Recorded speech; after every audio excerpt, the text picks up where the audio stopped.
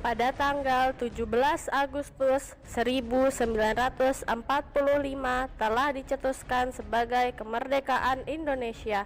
Akan tetapi para sekutu tidak menerima kemerdekaan Indonesia. Jauh dari ibu kota Batavia terjadi sebuah perlawanan yang dilakukan rakyat Surabaya yang dikenal dengan sebutan Pertempuran 10 November. Pada tanggal 31 Agustus 1945, Presiden Soekarno mengeluarkan maklumat yang menetapkan mulai 1 September 1945 bendera nasional Sang Merah Putih dikibarkan terus di seluruh Indonesia.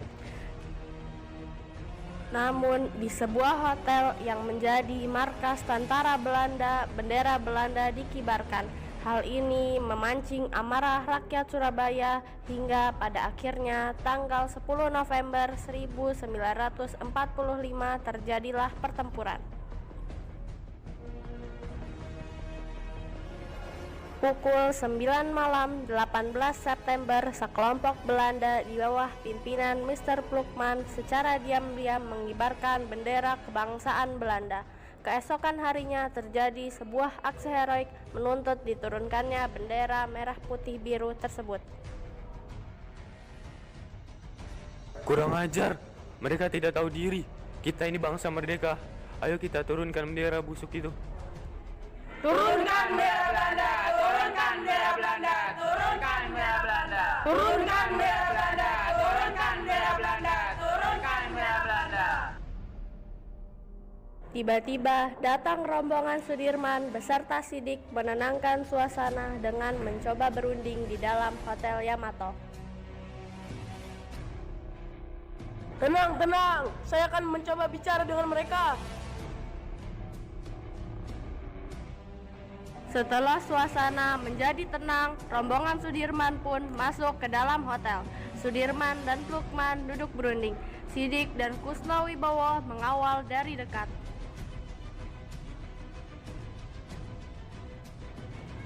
Sudirman, how are you? Silakan duduk. Mau apa you datang ke sini? Kami minta agar kalian menurunkan bendera kalian itu sekarang juga. Hahaha. Atas dasar apa you berani memerintah saya? Presiden Soekarno telah memerintahkan agar bendera merah putih berkibar di seluruh wilayah Republik Indonesia. Tidak bisa. You harus tahu kalau kami tidak mengakui you punya negara. Dasar kau biadab.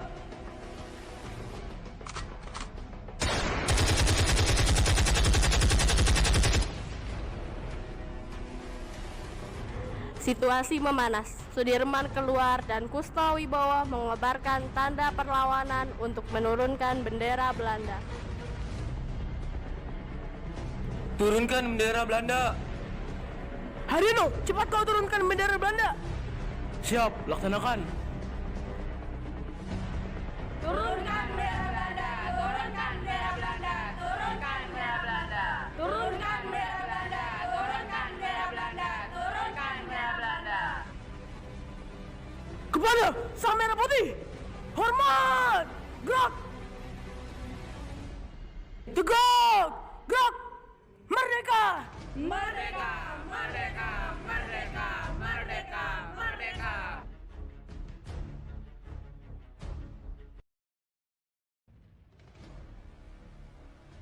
Sekitar 6.000 orang pasukan dikirim sekutu ke Surabaya pada 25 Oktober 1945. Awalnya mereka disambut baik, namun karena adanya tentara Nica yang ikut dalam rombongan pimpinan AWS Malabi itu, mereka mulai mendapat penolakan, bahkan perlawanan. Akhirnya aku sampai juga di Indonesia, akan kukuasai semua daerah di Indonesia ini. Pasukan, Siap, Jenderal. bagaimana keadaan pasukan kita? Lapor, Jenderal. Semua pasukan sudah siap, tinggal menunggu perintah. Bagus, bagus. Kapten Shaw, Siap, Jenderal. siapkan pasukanmu.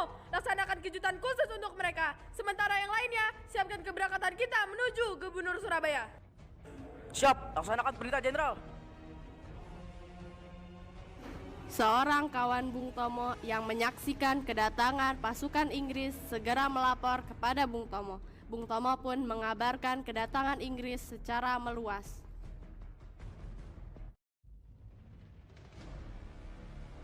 Keesokan harinya, Gubernur Suryo mencapai kesepakatan dengan AWS Malabi di kantor gubernur pada 26 Oktober 1945 bersama Bung Tomo dan pasukan Residen Sudirman. Sampaikan kedatangan kami kepada Tuan Anda. Nuwun sewu Gubernur, ada pasukan AWS Malabi di luar. Persilakan mereka masuk. Hai Tuan Suryo, apa kabar? Silahkan duduk. Mari kita bicarakan terkait kedatangan kami ke Surabaya.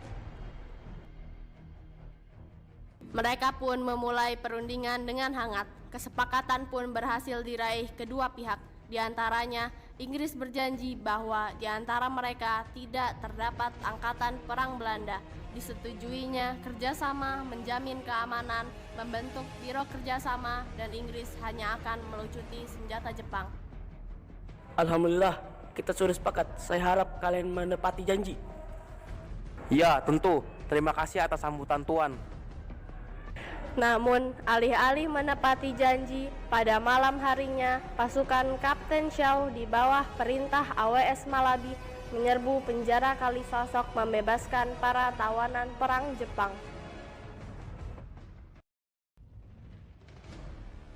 Pada 27 Oktober, pasukan sekutu berhasil merebut berbagai tempat strategis, di antaranya Lanut Tanjung Perak, kantor pos, dan objek vital lainnya. Sekitar pukul 11, kapal udara Dakota milik sekutu menyebarkan pamflet ke penjuru kota. Barang siapa yang memiliki senjata dan menolak untuk menyerahkannya kepada tentara sekutu akan ditembak di tempat. Demikian bunyi pamflet itu. Perintah diberikan oleh Mayor Jenderal Yonosewoyo untuk menentang isi pamflet sekutu. Usai subuh, serangan besar-besaran pun mulai dilancarkan dengan satu tekad. Tentara Inggris yang membantu Belanda harus dihalau dari Surabaya. Menyadari mendapatkan tekanan dari arek-arek Surabaya, AWS Malabi menghubungi Presiden Soekarno guna meredakan situasi. 30 Oktober pukul 11:30, rombongan Jakarta tiba dan melaksanakan perundingan dengan Inggris, yaitu Soekarno, Muhammad Hatta, beserta Amir Syarifuddin. Oh Tuhan, akhirnya Yang Mulia datang juga. Baiklah, mari kita mulai perundingan ini. Perundingan pun berjalan cukup alot, namun akhirnya mereka mencapai kata sepakat. Di antaranya, selebaran pamflet dianggap tidak sah dan diadakannya gencatan senjata. Seluruh peserta perundingan berjabat tangan, rombongan Soekarno pun kembali ke Jakarta. Kami sangat mengharapkan Anda tidak melanggar perjanjian. Kami sangat menghargai tuan-tuan. Setelah perundingan, kontak senjata di beberapa titik masih berlangsung. Hal ini karena kurangnya komunikasi mengenai perjanjian gencatan senjata. Bahkan menjelang sore hari, Gedung Bank Internasional sempat dikepung oleh arek-arek Surabaya.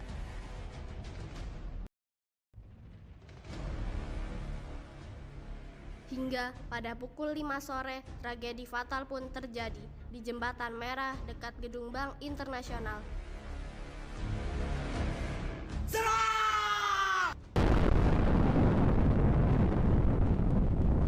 Mati kau!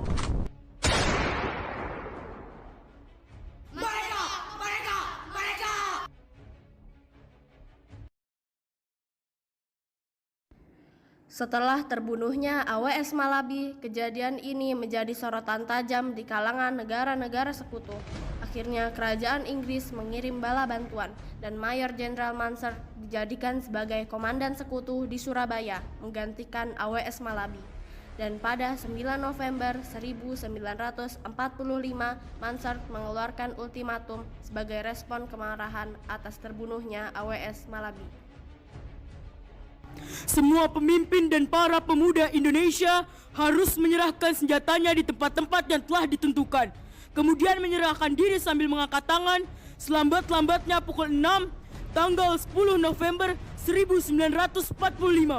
Jika sampai batas waktunya tidak menyerahkan senjata, maka Surabaya akan kami serang dari darat, laut, dan udara.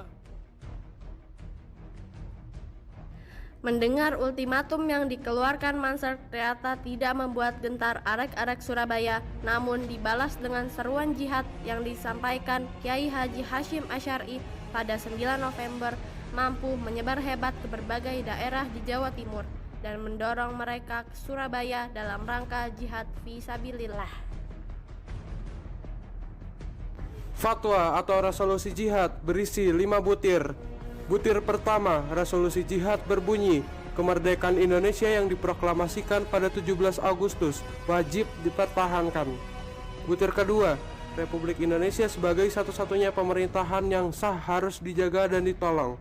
Ketiga, musuh Republik Indonesia yaitu Belanda yang kembali ke Indonesia dengan bantuan sekutu Inggris pasti akan menggunakan cara-cara politik dan militer untuk menjajah Indonesia kembali. Keempat, umat Islam terutama anggota NU harus mengangkat senjata melawan penjajah Belanda dan sekutunya yang ingin menjajah Indonesia kembali. Kelima, kewajiban ini merupakan prasuci jihad dan merupakan kewajiban bagi setiap muslim yang tinggal dalam radius 94 km, sedangkan Belanda dan sekutunya yang ingin menjajah Indonesia kembali. Kelima, kewajiban ini merupakan prasuci jihad dan merupakan kewajiban bagi setiap muslim yang tinggal dalam radius 94 km, sedangkan mereka yang tinggal di luar radius tersebut harus membantu dalam bentuk material terhadap mereka yang berjuang. Usir sekutu, usir sekutu, usir sekutu. Allahu Akbar, Allahu Akbar, Allahu Akbar. Setelah kabar ultimatum, pertemuan tokoh-tokoh Surabaya diadakan di kantor Dinas Gubernur Suryo. Hadir dalam pertemuan itu Bung Tomo, Kiai Haji Hashim Asy'ari, dan Kiai Pondok Pesantren Jawa lainnya, serta tokoh-tokoh TKR. Keputusannya, mereka menolak ancaman pihak Inggris tersebut. Kita sudah sepakat bahwa Surabaya menolak ultimatum Inggris itu.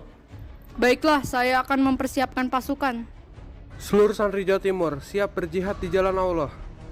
Mari kita satukan kekuatan untuk menghabisi mereka. Merdeka! Merdeka! Merdeka! Merdeka!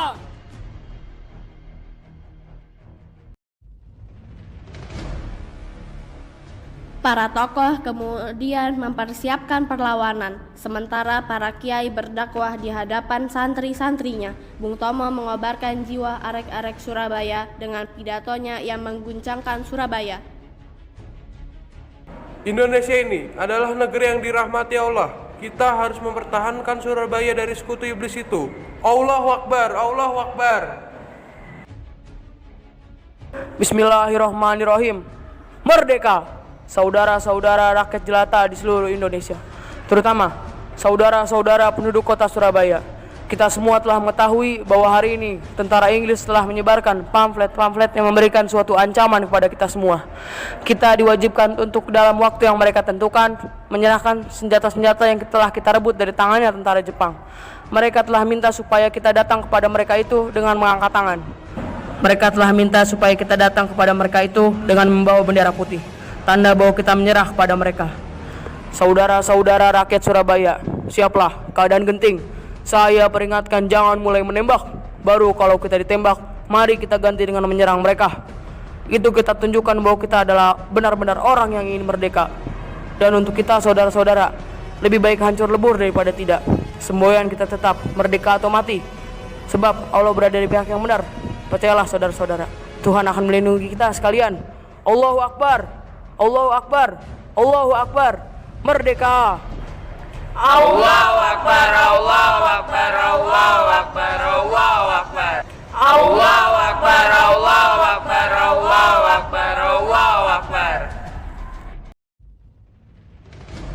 Hingga pada akhirnya pecahlah pertempuran 10 November karena pihak Indonesia tidak menghiraukan ultimatum. Di mana senjata mereka? Di mana?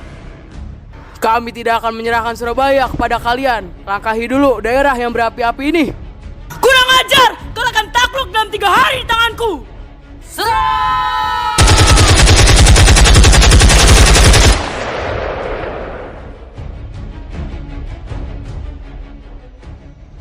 Pada mulanya, rakyat Surabaya berhasil menekan sekutu. Namun karena menghadapi senjata canggih, rakyat Surabaya pun kewalahan.